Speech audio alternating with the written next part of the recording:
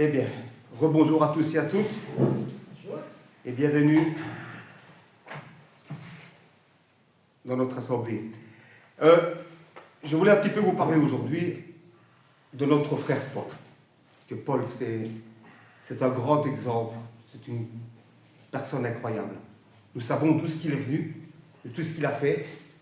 Et donc de passer de tout ce qu'il a fait à passer à ce qu'il a enseigné, il a fait un travail, un boulot incroyable et Dieu ne l'a pas pris par hasard. Dieu savait très bien, il s'en est servi comme un outil. Parce que Dieu savait ce qu'il allait faire. Mais malgré tout, il y a un prix à tout ça. Il y a un prix. Il y a la souffrance. Et Paul en a subi beaucoup des souffrances. Énormément. Des souffrances physiques, il en a subi incroyablement. Il a été lapidé. Il a même été mordu par un serpent. Il a été humilié. Il a été battu. Il a échappé à des naufrages. Son corps en a subi énormément. Mais pourtant, Paul, ce qui l'inquiétait le plus, c'était l'Église. C'était une inquiétude constante chez lui, intérieure. C'est une inquiétude forte, une angoisse. Parce qu'il voulait absolument que cette doctrine soit bien accomplie. Et comme tu avais dit tout à l'heure, quand il recommande encore à Timothée, il recommande, là aussi, encore, il s'inquiète, Timothée, je compte sur toi, il s'inquiète toujours. Et donc c'est pour ça qu'aujourd'hui, je voulais un petit peu reprendre quelques passages de Paul au niveau de ses souffrances, pas physiques, mais des souffrances mentales. Des souffrances mentales. Donc, ici, on voit bien que Paul était en communion avec les sentiments de Dieu et en harmonie avec le cœur et les souffrances de Christ. Paul a partagé les souffrances de Christ, parce que Christ a souffert énormément. Et Paul a subi également aussi des souffrances, comme le Christ a souffert. Donc c'est pour ça qu'on dit qu'il a partagé les souffrances de Christ. Et l'apôtre Paul, bien qu'il ait été maltraité physiquement pour la parole pendant son ministère, son gros souci était mental. Il souffrait beaucoup intérieurement afin que les disciples résistent à la foi et aux œuvres. C'était ça qu'il voulait, absolument. Donc il a subi beaucoup de tribulations alors qu'il était au service de Dieu. Et en Acte 14, verset 22, si vous voulez le prendre, en Acte 14, verset 22,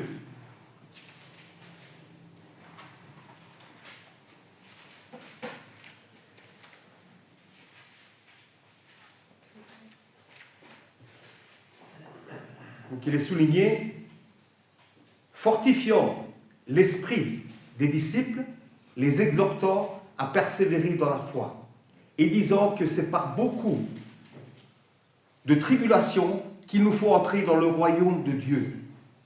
Par beaucoup de tribulations. Le Seigneur Jésus-Christ nous l'avait dit aussi, a dit à ses apôtres, vous serez persécutés à cause de mon nom. À cause de la parole, vous serez persécutés. Et ici, Paul nous le répète encore une fois. À cause des tribulations, il nous faut entrer dans le royaume de Dieu. Donc il faut subir des tribulations. Donc il s'engage les disciples. Vous subirez des choses comme moi je subirai. Comme j'ai subi, d'ailleurs, Paul, parce que Paul en a subi énormément. Parce qu'il était chaque fois persécuté. Vous serez persécuté aussi. Donc faites attention. Et ça, encore, Paul, c'est quelque chose qui l'attriste beaucoup, qui l'inquiète beaucoup. Parce qu'il a peur que les gens, les disciples, allaient abandonner.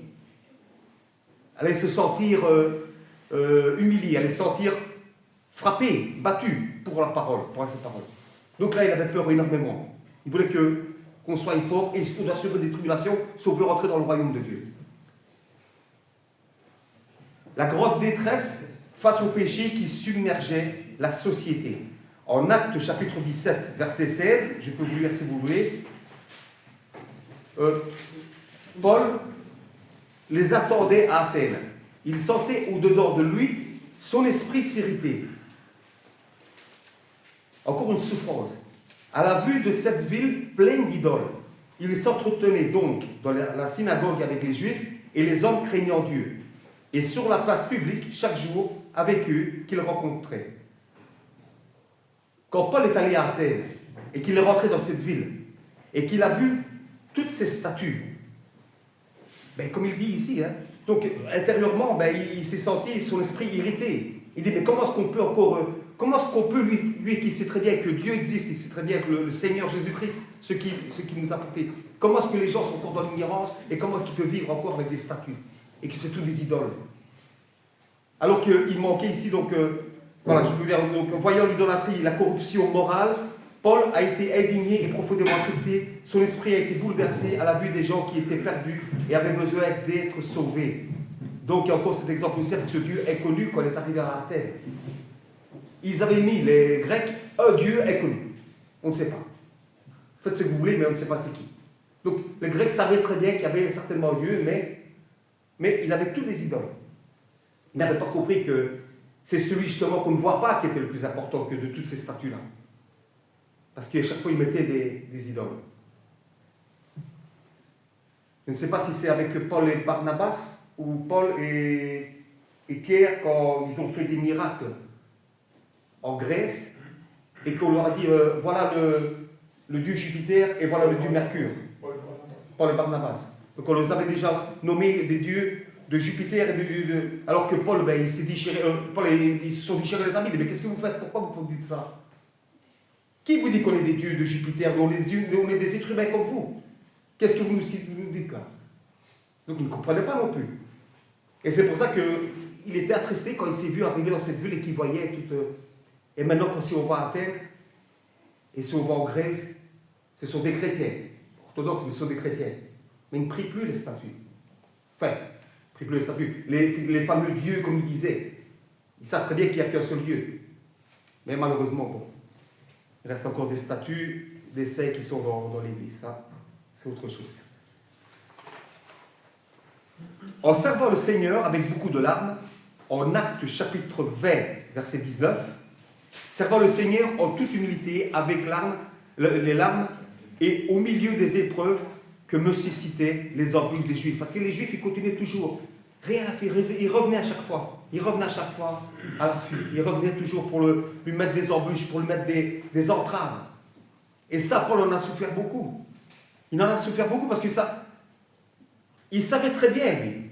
Il savait très bien, parce qu'ici, ce qu'il a vécu, ce que le Seigneur lui a dit sur le chemin de Damas. Ici. Et les Juifs, lui, ne comprenaient pas.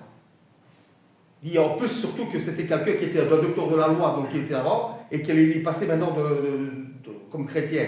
Donc les Juifs ne comprenaient pas. Il en voulait encore plus quelqu'un qui était simplement peut-être un disciple du Seigneur.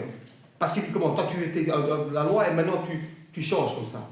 Et ils se sont sentis trahis par Paul, et c'est ça qu'on lui en voulait beaucoup. Et on lui mettait toujours des embûches. Donc à plusieurs reprises, Paul nous dit qu'il a servi le Seigneur avec larmes. Ces larmes n'étaient pas dues à la faiblesse. Au contraire, il était conscient de la perdition qui attendait la race humaine. En avertissant l'Église nuit et jour avec larmes, et ce pendant 3 ans à cause de la destruction apportée par la déformation de l'Évangile par des docteurs infidèles à la fois apostoliques et bibliques. On peut voir ce passage en Acte 20, verset 31. Là aussi, dans l'Église même, Paul, pendant 3 ans, donc il a fait des prédications, il a fait des exhortations. Et malgré tout, dans l'Église même, il y avait des personnes, des docteurs infidèles, donc à la fois, qui cherchaient à s'éloigner, qui cherchaient à le déstabiliser. Des fois dans l'Église même, des personnes même. Et là, il était encore beaucoup plus triste aussi. Comment est-ce que les personnes qui sont dans l'Église, comment on peut faire qu'on cherche à tordre ou à faire des embûches. Et là, Paul en a souffert beaucoup aussi. Donc il y avait le chagrin aussi, en Acte 21, verset 13, le chagrin de se séparer des croyants, bien-aimés. Quand il est parti de Milet vers Jérusalem, la prédiction d'Agabus qu'il y assémait les mains de Paul. Alors qu'il répondit, que faites-vous en pleurant et en me brisant le cœur? Je suis prêt non seulement à être lié, mais encore à mourir à Jérusalem pour le nom du Seigneur. Donc, il était triste parce qu'il devait partir, parce qu'il devait abandonner, mais il ne voulait pas qu'eux pleurent pour lui. Parce qu'il disait, tu as bien vu ce que la prédication qu'on t'a faite. On t'a mis les mains, donc ça veut dire que tu vas souffrir à Jérusalem. Et bien lui, malgré tout, la foi qu'il avait, il était plus triste le fait qu'il devait les abandonner que ce que eux, il était plus triste aussi pour eux. Parce que le fait qu'ils disaient, ben, tu vas pas, tu vas... Ils étaient inquiets pour lui, quoi. Et lui, ça, non. Non. Parce que Jérusalem, c'était la ville sainte à l'époque. C'était la ville où il fallait aller là-bas. J'ai écouté tout à l'heure à la radio, on disait aussi pour le Seigneur Jésus-Christ, mais il était bien en Galilée. Il était bien en Galilée. Pourquoi il est allé à Jérusalem? Parce que c'était là la concentration, c'était là où il y avait vraiment c'était la ville de référence, Jérusalem. Le Seigneur, il pouvait rester en Galilée et faire ses prédications. Non, il fallait qu'il aille à Jérusalem. Et Paul aussi, il fallait qu'il aille à Jérusalem. Parce que son inquiétude était forte pour cette ville-là. Quoique malgré tout, Jésus a pleuré sur Jérusalem. Donc la grande tristesse et le chagrin continuel dans le cœur à cause du refus de ses frères d'accepter l'évangile de Christ. En Romains chapitre 9, versets 2 et 3, il est écrit, donc en Romains chapitre 9,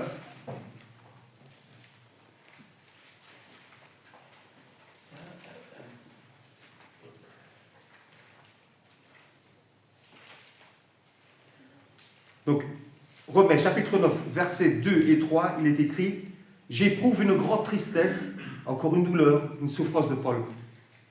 Et j'ai dans le cœur un chagrin continuel, car je voudrais moi-même être anathème et séparé de Christ pour mes frères, mes parents, selon la chair, qui sont israélites, à qui appartiennent l'adoption, et la gloire, et les alliances, et la loi, et le culte, et les promesses, et les patriarches, et de qui est issu selon la chair, le Christ qui est au-dessus de toutes choses, béni, bien béni, Dieu béni éternellement, Amen. » Donc là aussi, Paul avait de la souffrance aussi au niveau des siens, des proches.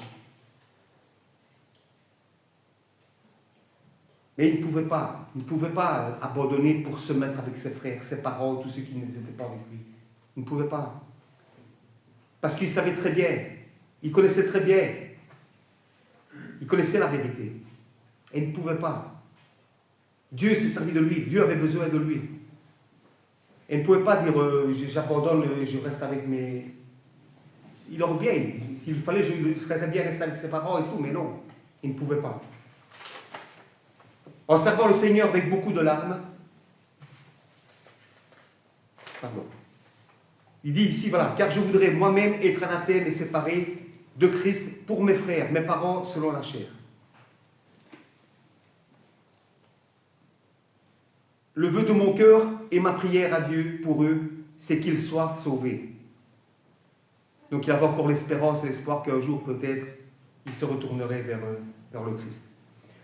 Nombreuses épreuves et tribulations qui l'ont accablé dans son travail et pour Christ. En Colossiens, chapitre 4, versets 11 et 13, il est écrit, si vous voulez je vais vous lire, « Jésus, appelé Justus, vous salue aussi. Ils sont parmi les circoncis, les seuls qui travaillent avec moi pour le royaume de Dieu, et ils ont été un grand encouragement pour moi.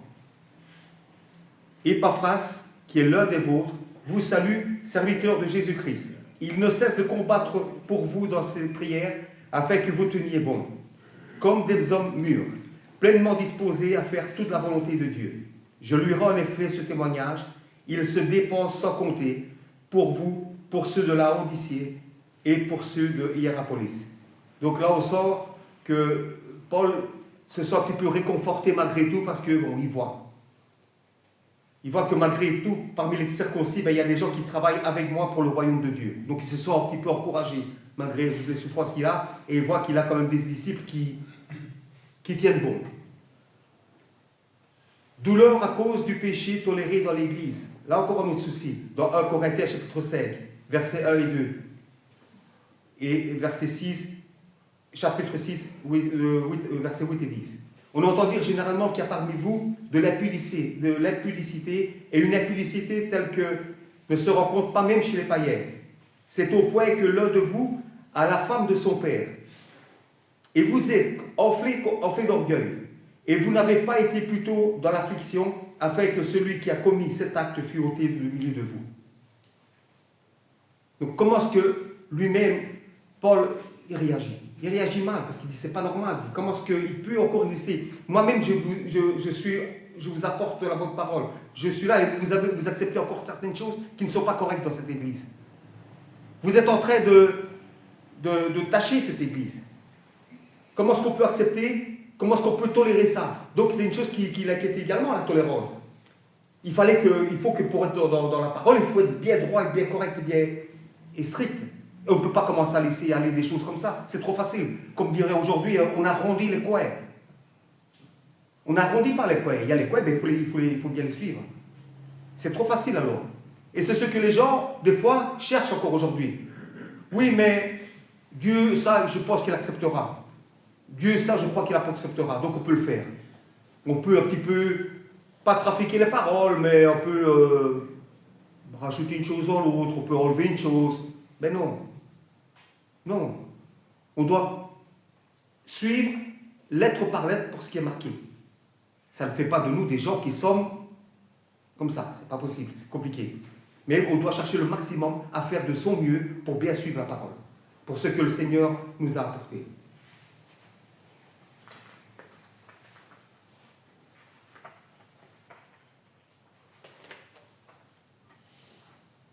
Donc ici, la suite dans 1 Corinthiens, chapitre 6, versets 8 à 10. « Mais c'est vous qui commettez l'injustice et qui dépouillez, et c'est envers des frères que vous agissez de la sorte. Ne savez-vous pas que les injustes n'hériteront point le royaume de Dieu? Ne vous y trompez pas, ni les impudiques, ni les idolâtres, ni les adultères, ni les efféminés, ni les infâmes, ni les voleurs, ni les cupides, ni les ivrognes, ni les outrageux, ni les ravisseurs n'hériteront le royaume de Dieu. » En 2 Corinthiens, chapitre 2, verset 4, il est écrit « C'est dans une grande affliction, le cœur angoissé et avec beaucoup de larmes, que je vous ai écrit, non pas afin que vous fussiez attristés, mais afin que vous connaissiez l'amour extrême que j'ai pour vous. » Toujours en 2 Corinthiens, chapitre 5, versets 1 à 4, il dit toujours « Nous savons en effet que si cette tente où nous habitons sur la terre est détruite, nous avons dans le ciel un édifice qui est l'ouvrage de Dieu, une demeure éternelle qui n'a pas été faite de main d'homme. Aussi nous gémissons dans cette tente, désirant revêtir notre domicile céleste. Si du moins nous sommes trouvés vêtus et non pas nus. » Nous aussi, les chrétiens, des fois nous gémissons dans cette tente. Nous n'avons pas toujours facile, nous gémissons, nous avons des fois des craintes, des anxiétés, des peurs, des doutes, alors que nous savons que le Seigneur, il est là. Et Paul aussi gémissait dans son corps. Gémissait beaucoup donc, de cette souffrance. Et voilà, ici nous disons que si du moins nous sommes trouvés vêtus et non pas nus, donc au retour du Seigneur, il faut que le Seigneur nous retrouve habillés de Christ et non pas être nus. Il en va pour nous, absolument. Car tandis que nous sommes dans cette tente, nous gémissons accablés parce que nous voulons non pas nous dépouiller, mais nous revêtir afin que ce qui est mortel soit englouti par la vie. Ici, le souci de Paul, son inquiétude, est que nous devons être prêts et non nus, c'est-à-dire sans Christ. Donc, le Seigneur, Dieu veut que nous, au retour de Jésus, il nous trouve. Parce que Jésus le dit aussi, comment est-ce que je vais vous retrouver quand je vais revenir? Qu'est-ce que je vais retrouver quand je vais revenir? Donc, on doit avoir l'espoir qu'on doit coutumer de garder cet habit en nous qui est le Christ. Amen. Amen.